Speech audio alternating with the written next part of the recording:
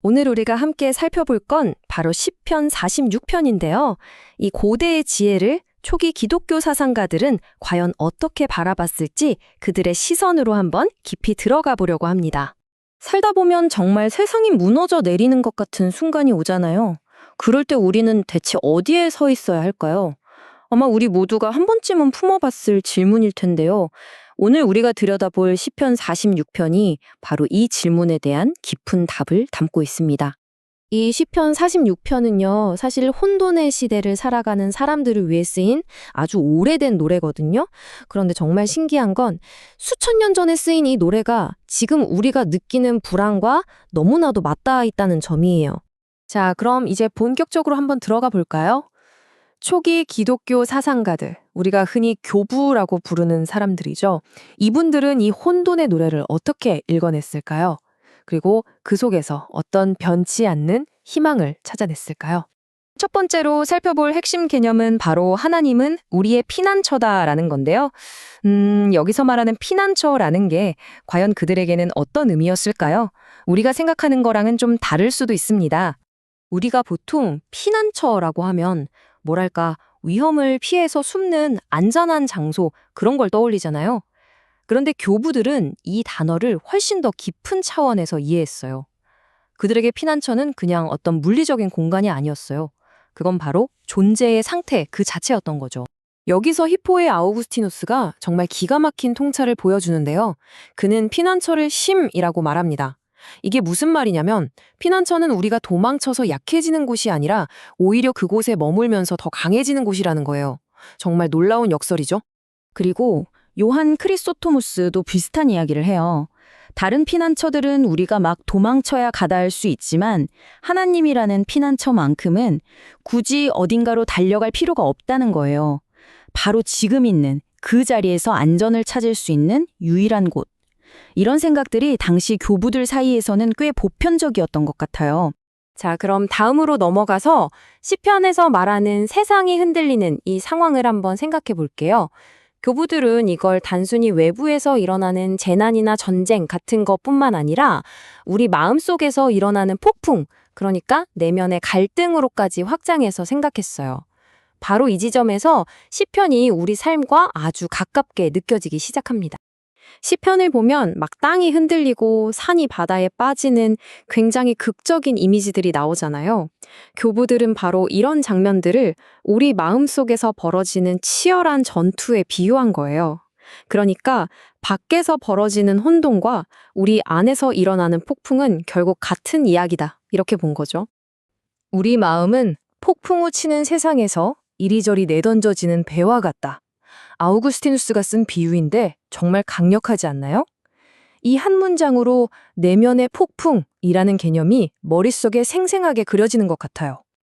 네, 바로 이겁니다. 교부들에게 땅이 흔들린다는 건 그냥 바깥 세상 이야기가 아니었어요. 그건 바로 내 영혼 안에서 매일 벌어지는 전쟁이기도 했던 거죠.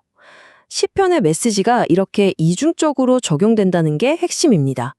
자, 그렇다면 이 모든 외부의 혼돈과 내면의 폭풍에 대한 해답은 뭘까요? 교부들이 찾아낸 그 해독제는 바로 하나님의 도성이라는 아주 강력한 이미지였습니다. 일단 시편은 가장 극적인 혼돈의 상황부터 딱 던져줘요.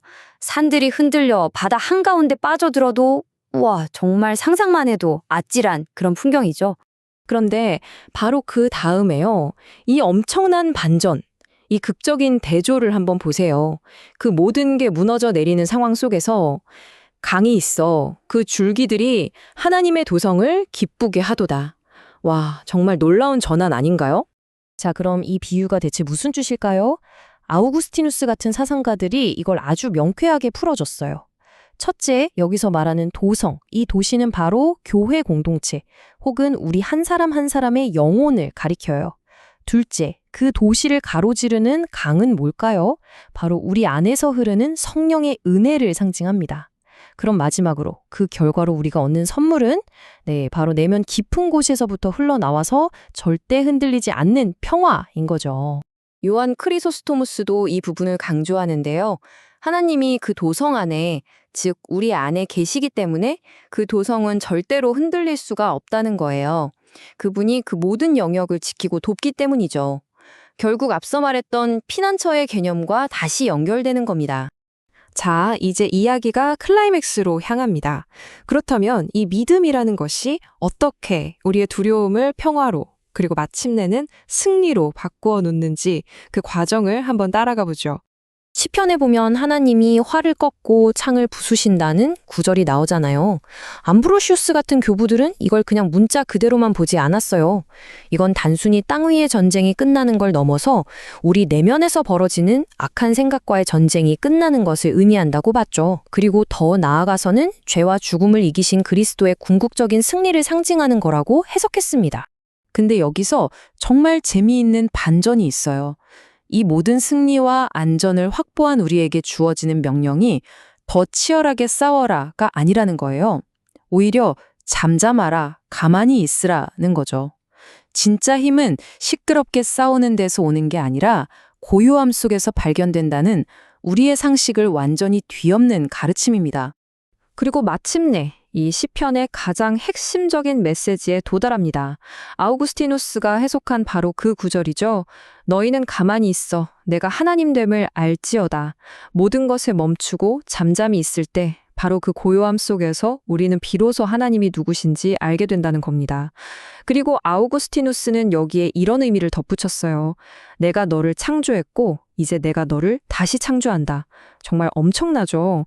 이게 바로 두려움에서 시작해서 깊고 단단한 믿음으로 나아가는 여정의 완결판이라고 할 수 있겠습니다. 수천 년 전의 이 지혜가 오늘을 살아가는 우리에게 이렇게 묻는 것 같습니다. 이토록 혼란스러운 세상 속에서 지금 당신을 흔들리지 않게 붙잡아주는 것은 무엇인가요? 잠시 멈춰서 생각해 볼 만한 질문인 것 같습니다.